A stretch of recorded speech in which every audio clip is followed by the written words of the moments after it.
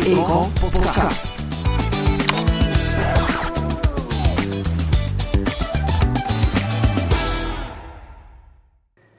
Miqtë e Ekos, përshëndetje. Sot kam ftuar në studio Irena Myzeqarin. Ka qenë pedagogja ime, nga e cila kam mësuar shumë mënyrën e komunikimit, por edhe të shprehjes në media. Irena, mirë se erdhe në Eko Podcast. Mirë se të gjeta, Mila, kënaqësi e jashtëzakonshme që kam qenë pjesë e rrugëtimit tënd, domethënë si studente, dhe kam parë punët e mira që ti ke bërë atëherë dhe punët e jashtëzakonshme që po bën tani. Shiko, unë është për të çuditur. Në momentin kur jemi në sallën e leksioneve, domethënë kur ishim në sallën e leksioneve, nuk kisha emocione. Pse për çudi u emocionova kur fillova të prezentoja sot. E ndjeva tamam atë figurën e pedagogës. Okej, dhe nuk paska fare të bëj mosha, por ky autoriteti. Në fakt të falenderoj që ma the këtë gjë, se në këto ditë e fundit të jetës time apo të profesionit tim kam filluar të mendoj shumë për konceptet e autoritetit, edhe kam kuptuar një gjë që autoriteti nuk ka lidhje me atë që ne u imponojmë të tjerëve, po mendoj që autoriteti ka të bëjë shumë me lejimin e tjetrit të ndjet versionin më i mirë i vetes. Dhe kur ti e di që je përballë një personi që le themi ose jemi përballë njëra tjetrës dhe ja lejojmë vetes që të themi atë që vërtet ndjejmë, atë që vërtet duam të jemi, është, le themi, kuptohemi më mirë dhe gjërat, le themi, rridhin më këndshëm dhe për atë arsye sepse jemi sot këtu. Po. Besoj se do jetë një bisedë shumë vërtetëse. Unë jam shumë e sigurt që do jetë kështu. Gjatë gjithë këtyre episodeve që kam patur në Eko Podcast, kam patur gratë të cilat kanë rrëfyer histori nga më të ndryshmet, nga ato të cilat janë të heshtura përballë publikut, por që kanë mbartin shumë brenda vetes. Ti si pedagoge e komunikimit, e cila gjithmonë ke folur për mënyrën se si shpreh figura e gruas në media, pra për gjinin. Dua të dija që në këto histori që kemi patur gjatë gjithë kohës në podcast, si shikohet figura e gruas? Do ta shikojmë si një histori e cila shpreh si një narrativ sociale apo si një biografi e gruas personale? E dashur, neve kemi folur në barë në fillesat kur ti ngjizje idenë e kësaj serie të dytë të Eko Podcast. Dhe nëse tek seria e parë ti pate, le themi, histori suksesit të njerëzve, të njohur dhe të panjohur, te ky, le themi, sezoni dytë i Ekos, ti vjen me një qasje krejtësisht tjetër duke adresuar ose duke le themi, duke çuar lupën te historitë e grave. Edhe kur thua kështu, thua, okay, çfarë po bën një gjë ndryshe në sensin që historitë e grave ne mund t'i gjejmë kudo në media. Ajo që ti ke bërë dhe nga sa unë kam parë nga intervistat është që ti e përpjekur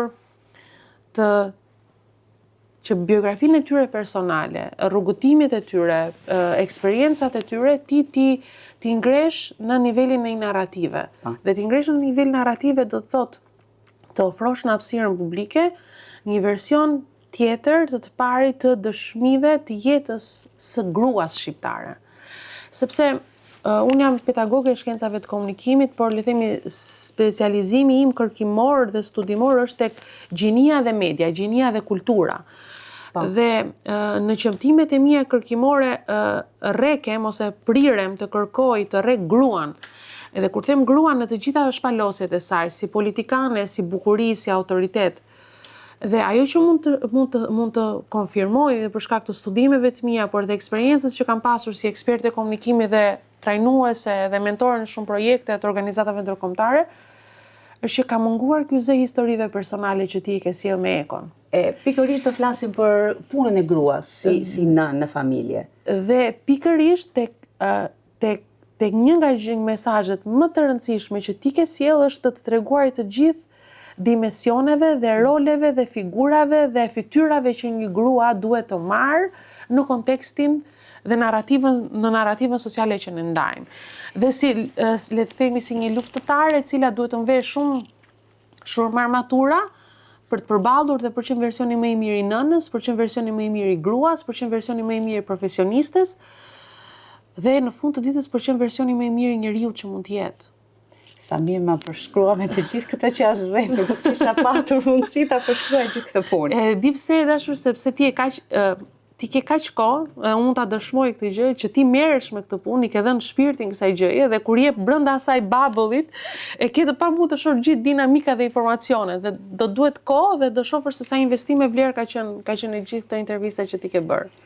Pse pikërisht puna emocionale e papaguar e një gruaje në familje nuk është e shprehur publikisht, ose është shumë, si mund të emërtohet kjo publikisht? Ka dy probleme. E para njëherë është ato ndasit tipike gjinore që neve bëjmë gjithmonë. Dhe këto e kemi që fillon që në antikitet kjo. Domethënë nëse i referojmë Camelia Pallas te nga librat e saj më hit studimor që është persona aseksual, ajo thotë që burri ka qenë gjithmonë syri apollonian, e vërteta qiellore e pastër, qielli blu që reflekton vetëm vërtetësi dhe objektivitet. Ndërsa femërorja është ktonike, është toksore, është shkatërruese, prish gjithçka. Por kjo në terma, le themi mitologjik, syri apollonian dhe ktonikja janë dy, le themi dy ndryshore, nuk janë të ngjashme dhe kanë natyrat e veta. Në hapësirën sociale këto përkthehen se syri apollonian dhe objektiviteti dhe e vërteta si gjë e mirë, ndërkohë që kjo forca e natyrës, kjo emocioni përkthehet si një gjë e keqe. Dhe si përkthehet, si del kjo pastaj divulgohet kjo në zhargonin e përditshëm, është që ti je grua, ti je emotive, ti ke shumë emocione, dhe kjo ty të bën pa aftë të mendosh në mënyrë të kthjellët. Dhe duke pasur këtë lloj stigme, këtë lloj paragjykimi, neve kemi shumë frikë kur tregojmë emocionet tona, sepse gjithë hapësira publike dhe gjithë hapësira kulturore e mendon si një gjë të keqe. Hëmë se ju qani kollaj, hëmë se juve kështu bëheni gjithmonë. Dhe ne tani në këtë presion e madh të kohës ku jetojmë që duhet tregojmë që jemi të zonjat dhe që mund t'ja dalim, ne veshim këtë maskën dhe qaj me veten dhe nuk i tregojmë lotët në hapësirën publike sepse nuk na i pranon lotët hapësira publike neve. Kështu që Kjo është kjo dhe familja neve nuk na e lejon dot dhe nuk na e kupton dot si strukturë që gjithë të peshë emocionale që ne kalojmë në varësi të gjitha historitë që ti ke treguar në Eko Podcast janë të dhimbshme secila prej tyre, por janë edhe fuqizuese në një farë forme se ti tregon se ti mund t'ia dalësh në çfarëdo lloj sfide. Po, sepse i ka pasur raste, domethënë gratë, edhe pas shumë vëtje, tek e fundit e kanë gjetur guximin. Guximin për t'ia Që kanë dalë nga situatat në cilat ata kanë patur në jetën e tyre, pra dhuna, presioni. Në fund të ditës prapë ata lullzuan. Po, jam shumë e sigurt që një mesazh le themi i fshehur, indirekt që del është që ato kanë pasur shumë pak vesh që mund t'i dëgjojnë. Kjo është e sigurt, të gjitha shprehin këtë. Sepse pak vesh që t'i dëgjojnë në sensin që pse duhet të tregosh ti emotive, sepse merret direkt emocioni për dobësi dhe ne nuk kemi kultivuar një kulturë në të cilin edhe burrin edhe gruan ta dëgjojmë. Ky podcast ka qenë për historitë e grave. Po më besoni ka dhe shumë histori burrash, të cilat mbartin peshë sociale, të cilat në një moment të caktuar edhe atyre mund të ketë ardhur për të qarë ose kanë pasur nevojë për të dëgjuar dikush dhe nuk ka arritur ti dëgjoj. Pse? Sepse kulturalisht ne kemi imponuar burrit të jetë i forti dhe ai që nuk shpreh emocione, dhe gruas ajo që duhet i shpreh emocione, por prapë ato duhet i mbys, sepse kur je shumë emotive ti nuk mendon qartë. Elena, pse i mendon ti që barra emocionale bie gjithmonë mbi gruan dhe ajo mungesa e figurës autorore duhet të bie përsëri mbi atë dhe si kompensohet kjo në familje? Kjo është një pyetje shumë që mund t'i qasemi nga shumë këndvështrime. Dhe mund t'i qasemi nga shumë këndvështrime në sensin e përvojave psikologjike, e përvojave e koncepteve që lidhen me punën sociale, por edhe koncepteve sociologjike se si ne mendojmë strukturën e familjes, dhe si brenda kësaj strukture neve mendojmë rolin e burrit si baba dhe rolin e gruas si nën, si mama. Një nga para do vitesh, besoj se 3, unë kam bërë një seri podcastesh në cilin e kam titulluar Hijet e fshehta të feminizmit. Dhe një pjesë e mirë e tematikave që kam diskutuar me të ftuarit ka qenë pikërisht kjo. Mëmësia si shenjë të ri. Edhe çfarë do të thotë kjo dhe është ajo aspekti se si neve ja komunikojmë rolin gruas. Dhe kjo është shumë e vërtetë, sidomos për gjeneratat, pra millennials, gjenerata X e më tutje, pra më të vjetër, ndërkohë që tek gjenerata Z kjo gjëja duket sikur ka disa thyri kuptimore, po prapë notojnë në të njëjtat ujëra. Ne dhe më të mëdhenj se ne janë rritur me idenë që mëmësia është një maj, pra është një realizim. Edhe kur ti bëhesh nën, ti ke arritur, le të themi, kulminacionin e gjithë identitetit tat. Edhe unë tek seritë e mia të podcastit e kam çuar pikërisht ashtu, ne fillojmë me vajzërinë, bëhemi gra dhe më pas jetojmë si nëna. Dhe kjo është një lloj statusi shenjtërie që le të themi ne vetë pastrohemi nga të gjithë mëkatet dhe detyra jonë e madhe dhe le të themi është që ne t'i dedikohemi gjeneratës së re. Dhe në terma kuptim edhe emocional, patjetër, ti ke përgjegjësi për gjeneratën e re që sjell, ti je, le të themi, ti je për zhvillues dhe përçues i jetës. Pra në një kuptim filozofik të sjellurit jetë në këtë botë, nëpërmjet trupit tënd, është një mision shumë i rëndësishëm. Por ajo që mua më shqetëson gjithmonë është mënyra se si ky mision transformohet dhe keq përdoret pastaj në media dhe pastaj transformohet dhe keq përdoret në hapësirën publike dhe në kulturën e përditshme që neve gëlojmë. Dhe çfarë ndodh? Dhe më lejoni të tregoj realitetet e dy grave rastësore, por që përshkruajnë shumë imazhe. Ti mund të kesh një grua politikane, një grua të emancipuar, që kur ajo bën një intervistë me ty, ti pyetja më e rëndësishme që do bësh, nuk do të pyesësh për programin politik, nuk do të pyesësh për karrierën profesionale, po si a del ti të menaxhosh burrin edhe gratë, domethënë veten tënde edhe profesionin edhe fëmijët. Pra ti shikon si a del ajo që dhe punët e shtëpisë, dhe ky është kurioziteti më i madh si ajo a del. Dhe pastaj ti shikon që është një grua në jetën e përditshme, të cilën ajo përpiqet të mbaj veten, të kujdeset për fëmijët, le të themi, ti mbaj dhe ti çoj përpara, ti drejtoj, dhe ti e sheh që gruaja, sidomos gratë e moshës tash nga viti që kanë lindur midis fashës nga 1981 deri në 1995-96, pra millennials, kanë një peshë të jashtëzakonshme për të vetë realizuar, për të bërë më së miri gruan që kanë brenda vetes, për të performuar më së miri mëmësinë, sepse çfarë ka ndodhur, edhe pse ne kemi grua të fuqizuar në hapësirën publike, e cila është në profesion, investon në ekonomi, pra është burim të ardhurash, në familje ka ndryshuar shumë pak gjëra. Sepse skema tradicionale nuk kanë arritur të komunikojnë ose të përthithin ndryshimin që kanë ndryshuar. Pra kanë ndryshuar për mirë apo për keq? Janë shtuar peshat grave, që do të thotë, ato duhet të performojnë shumë mirë në profesionin e tyre, por duhet të vijojnë dhe të performojnë në mënyrë të jashtëzakonshme në rolin e tyre si nën, si grua, si partnere. Pra, nëse nënat tona kanë luftuar sepse ato nuk kishin mundësi, neve jemi duke u burnout, pra duke u konsumuar për shkak se duhet t'i kapim të gjitha mundësitë.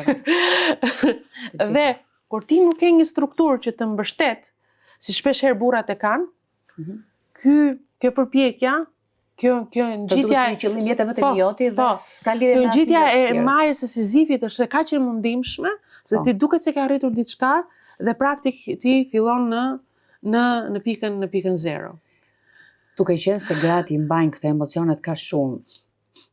Jo i mbajnë, por i shprehin në fytyrë. I përjetësojnë në përditshmëri. Ç'mund të themi për baballarët? Dështimi i figurës atërore në familje, a është dështim personal apo dështim familjar? Shiko, kjo është një pyetje që duhet i rekemi me shumë kujdes, Anil. Edhe di pse duhet i rekemi me shumë kujdes?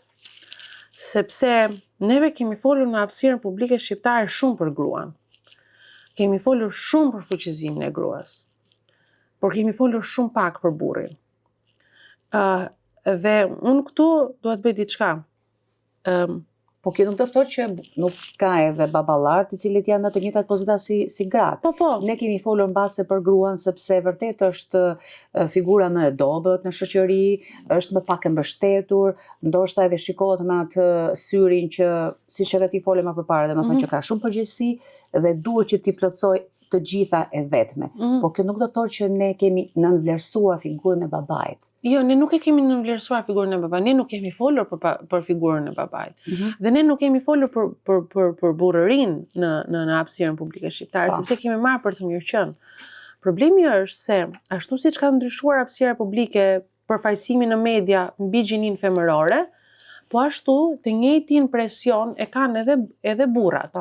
Sot studimet tregojnë që ne jemi në një krizë të madhe identitare kur flasim për burra, sepse janë ridimensionuar shumë koncepte të jetës sociale. Dhe kjo nuk vjen si e dhënë studimore nga Shqipëria, po vjen nga reflektimi që bëhen nga studime në nivel botror. Dhe se si mund ta përkthejmë ne në këtë të voglën tonë është që më beson nëse neve tani të dyja ose unë vendos që të mbaj një kritik që burrat nuk din të prenderojnë, e di çfarë komentesh negative do të kemi në hapësirën publike? E mendon dot? Kjo do të jetë në mënyrë edhe kur themi për gratë që do të jenë, kur i shikojnë gratë që do të jenë patjetër, po jo e di pse, sepse nëse neve fillojmë ne bëjmë një gjë shumë të madhe me këtë pyetje. Nëse ne ngrim në pikpyetje dhe i hedhim hije se si burrat po prinderojnë, praktikisht e di kush janë në efekt domino? E para njërë është si guxoni që po kritikoni burrat sepse roli babait dihet ku është, dhe mbi gjitha është se ky është civilizimi i tepruar i grave të cilat kërkojnë që të ndajnë detyrat edhe e kështu me radhë, dhe praktikisht këto që kërkojnë që të le të themi të kemi një përfaqësim më të lartë të burrit në aspektin e prindërimit, nuk e dinë rolin e rëndësishëm që nëna ka. Problemi është se dhe këtu po flas në gjuhën e komentuesve. Dhe më besoni mund të jenë shumë herë më negative se kaq. Pse? Sepse ne nuk kemi pasur guximin që të flasim ashtu siç është transformuar femërorja, ashtu siç është transformuar mësia, po ashtu është transformuar mashkullorja, burrërorja dhe është transformuar edhe të qenit baba. Dhe në ka nevojë ne, mund të sugjeroj që seria e tretë e Ekos të jetë për baballarët, ashtu e kemi menduar. Sepse ka nevojë urgjente që ne të fillojmë të flasim edhe për sfidat që kalon një burr në vendin tonë. Si prind, si profesionist, për të kuptuar që shiko, ndonjëherë as burri as gruaja nuk ka zgjedhur që të performojë atë rol, po thjesht shoqëria i ka thënë ti duhet bësh këtë gjë dhe personi tjetër duhet bëj tjetër. Ju ish imponuar. Dhe në momentin kur një çift apo një familje e re përpiqet të formoj, të krijoj familjen dhe të rimendoj dhe të rivlerësoj role tradicionale dhe të ketë një baba dhe një nën barabartë të përfshirë në mënyrën se si rriten fëmijët, më besoni do jetë shoqëria dhe syri social që do t'i paragjykoj thotë ti nuk është roli jot, roli asaj, mos e lejo këtë të bëj këtë, mos e lejo ti bëj këtë.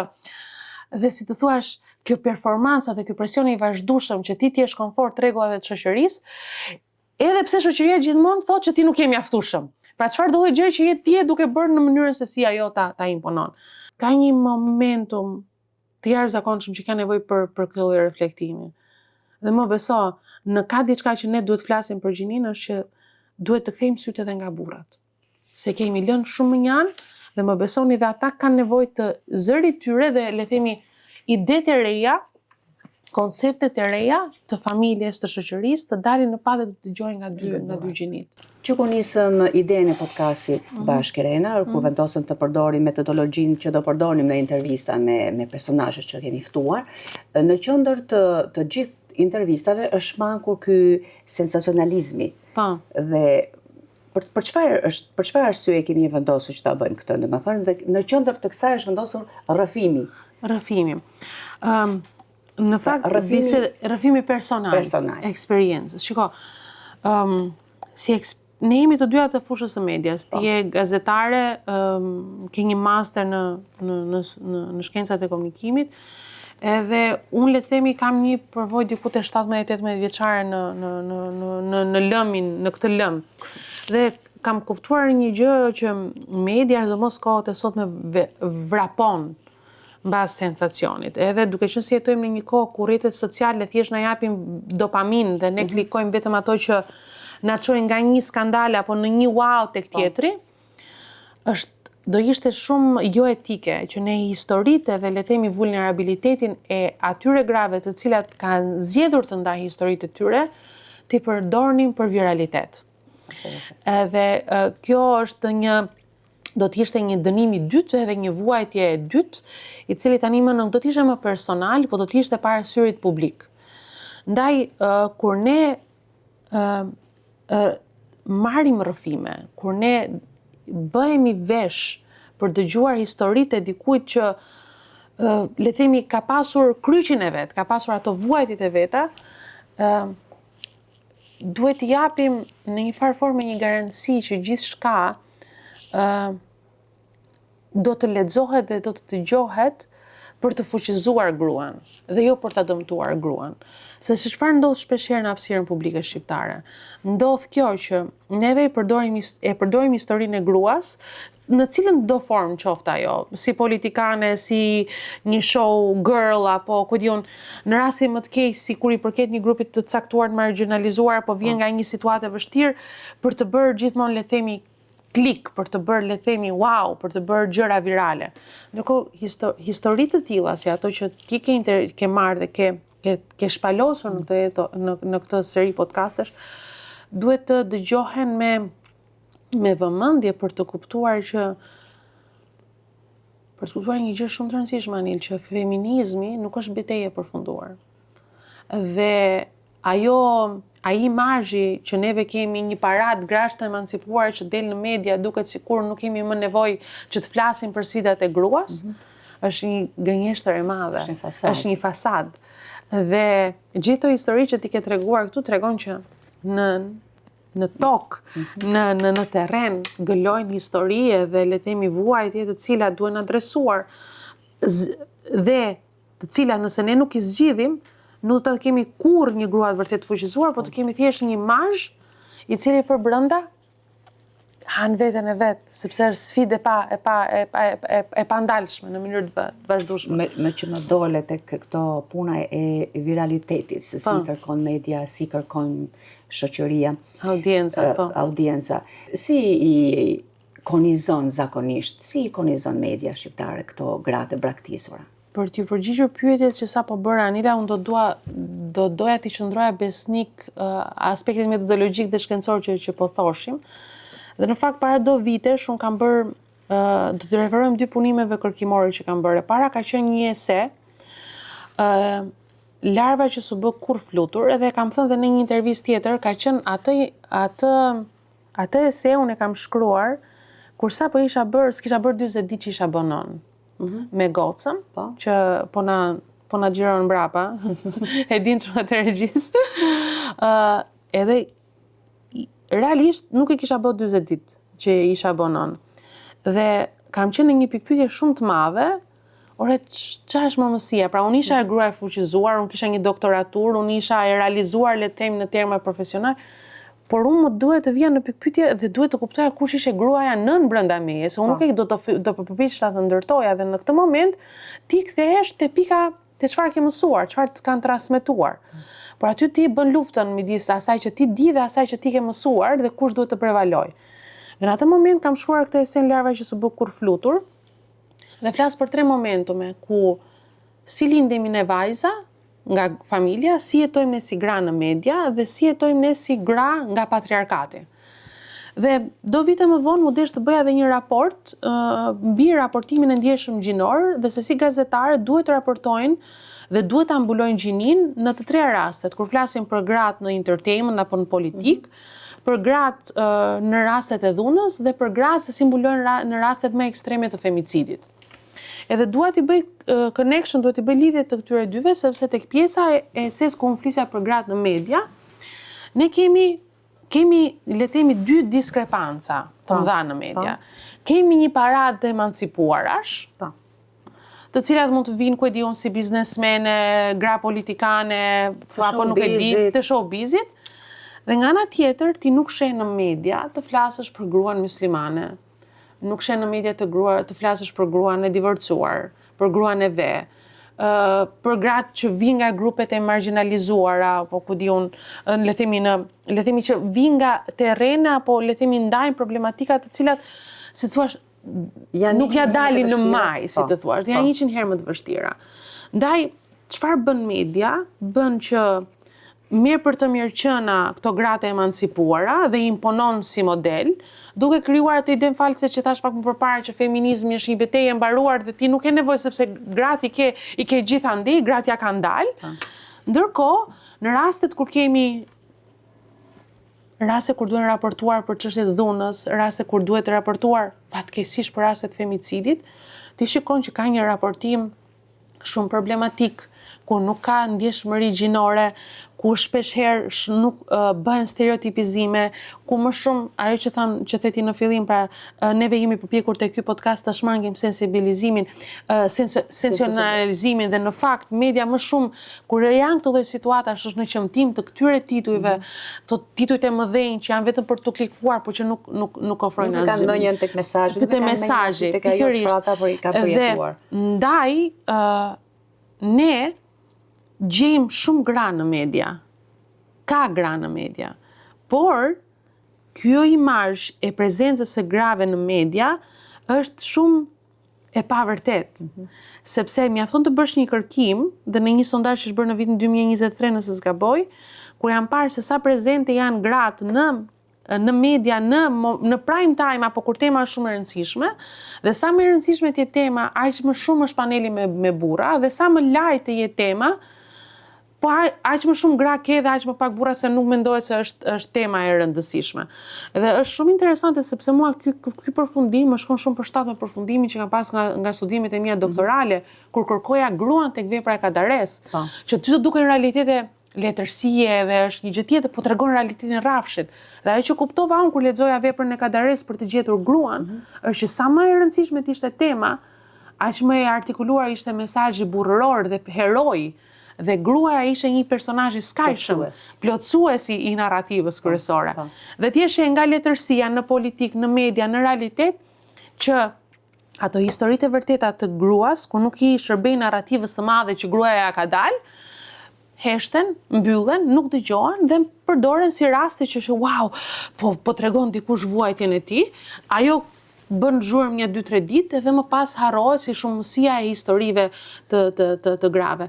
Ndaj nëse ke bërë një gjë të mirë me këtë seri, që ke mbledhur edhe qofshin pak 10 zëra të cilat vinë nga terreni dhe që të tregojnë që fuqizimi nuk është thjesht diçka që fillon nga top bottom, por është një fenomen i cili lind nga përpjekjet e vazhdueshme që ti t'ia dalësh mban me atë që ti je, me ato mundësi që ti ke.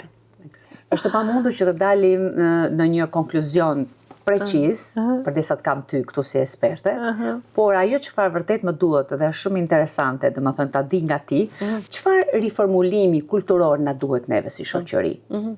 Pas gjithë këtyre historive që janë shfaqur, që kemi dëgjuar, po. Ishte shumë kënaqësi, Anil, që të ndaja me ty bindjet e mia personale. Edhe kur them bindjet e mia personale është që unë përpiqem që edhe në kërkimet e mia të gjej kuptim. Është fiks vendi i gjërave këtu. Po, përpiqem të gjej kuptim, edhe një gjë që më ka shenjuar është për herë kjo betejë e një gruaje të fuqizuar, po që nuk ndjek atë skemën klasike që është thjesht ku diun punon, apo ku diun ka një biznes apo është në politik. Pra nuk është vetëm ky gruaja e fuqizuar. Dhe përkundrejt çfarë neve kemi besuar, gratë kanë qenë gjithmonë të fuqishme në çdo periudhë historike. Vetëm se është ajo që neve po thoshim për median, për mediumet, nuk ka rëndësi se kush ato janë. Media sot, televizioni sot, rrjetet sociale, atëherë kanë qenë gazetat e kështu me radhë. Neve kemi pasur histori dhe përvoja se si gratë ja dalin mbrana në përditshmërinë e tyre. Por nëse ka një gjë që neve duhet kuptojmë nga këto 10 histori që ti ke mbledhur, është që ne jetojmë në kohëra volatile, jetojmë në kohëra të vështira, në të cilën familja si esencë e zhvillimit dhe çuarjes së shoqërisë përpara po ecën dhe po zhvillohet në terrene të cilat nuk janë fort konsoliduara. Unë në fund të ditës, se këtu të ma lejosh një moment vulnerabël, unë personalisht jam njëri tradicionalist, besoj tek familja. Besoj shumë në Zot. Edhe unë nuk besoj se një familje tradicionale, pra nuk mendoj se tradita e sulmon gruan e fuqizuar. Nuk mendoj se Zoti është kundër gruas së fuqizuar. Por edhe në librat e shenjtë shkruaj një gjë e tillë. Pikërisht. Unë mendoj se një grua e fuqizuar është ajo grua e të cilës i lejohet të bëjë zgjedhjet e saj. Dhe nëse ne kemi një nevojë për reformatim kulturor, është të kuptojmë që liria nuk është vetëm e burrave për të bërë zgjedhje. Liria është edhe e grave. Dhe liria më e rëndësishme është për të pasur të drejtën që ti të jesh ai version më i mirë i vetes. Edhe nëse kjo nuk kupton që ti je një person që ke emocione dhe qanë shpesh. Kjo nuk të bën të dobët. Kjo na bën më të bukur. Dhe nëse ka nevojë që neve duhet në ka një kuptim si që ne duhet ta ndërtojmë, është që të qenit vulnerabël, të pranuarit të vërtetave tona, të qenit autentik me historinë nga vim dhe historinë që duam të ndërtojmë, është çelësi i fuqizimit të një individi. Më besoni, nëse ne nuk kemi një grua të fuqizuar, nuk do të kemi një familje të fuqizuar dhe gjeneratat që do të rrisim nuk do të jenë të fuqizuara. Sepse është një punë e bërë jo mirë, është e bërë, le themi, ti nuk mund t'i japësh dritë nëse nuk e ke lejuar vetes të ndriçosh, edhe ta përjetosh dhe ta kuptosh veten dhe ta duash veten. Me që të kam këtu, unë nuk të lë dot pa të bërë dhe këtë pyetje. Ti si ja del vetë si nën me 2 fëmijë, por të qenë një grua ku i plotëson të gjitha detyrat në familje, në profesion, por edhe në media? Tash të qaju? Shiko, do të gënjehet nëse do të thoya që është e lehtë. Nuk është e lehtë. E para nuk është e lehtë e përditshmëria, e betejave të përditshme që ti duhet ndjekësh, që të mbash, si të thuash, ti je një person që mban të gjithë vetet e tua, ose më saktë ti je vetja që mban gjithë persona që duhet jesh, si nën, si grua, si partnere, si profesioniste në media, dhe duhet, le të themi, të tërheqësh gjithë këtë që të dalësh, le të themi, një shumatore të asaj që ti duhet transmetosh. E di qa kam gjetur unë si formul, Anil, unë kam gjetur prezencën. Që do të thotë, mundohem që në atë moment kur më duhet të jem nën, dhe të jem nëna, kjo është një gjë full time, po kur jam me fëmijët e mi të jem full time me ta, kur të jem si grua dhe si partneri të jem full time me partnerin, me bashortin tim, dhe kur të jem para një gazetare, si që jam tani, të jem në versionin tim më të mirë të vetes, edhe kur jam para studentëve si që isha dje mbas dite, të isha, le të themi sërish, ai versioni më i mirë vetes duke qenë gjithmonë e vërtet. Edhe kur them gjithmonë e vërtet duke e pranuar, le të themi, që jam kjo që jam, me gjitha, le të themi, ngjyrimet, oscilacionet, të bardha dhe të zezat që vinë brenda meje, por ka momente ku dhe unë nuk ja dal dot, më beso. Si reagon ti kur nuk ja del dot? Kujt ja shpreh ti këtë? Kujt i qahesh ti kur nuk ja del dot? Shiko, unë mendoj se unë kam Zotin. Edhe kaq. Besoj se do ta mbyllim këtu.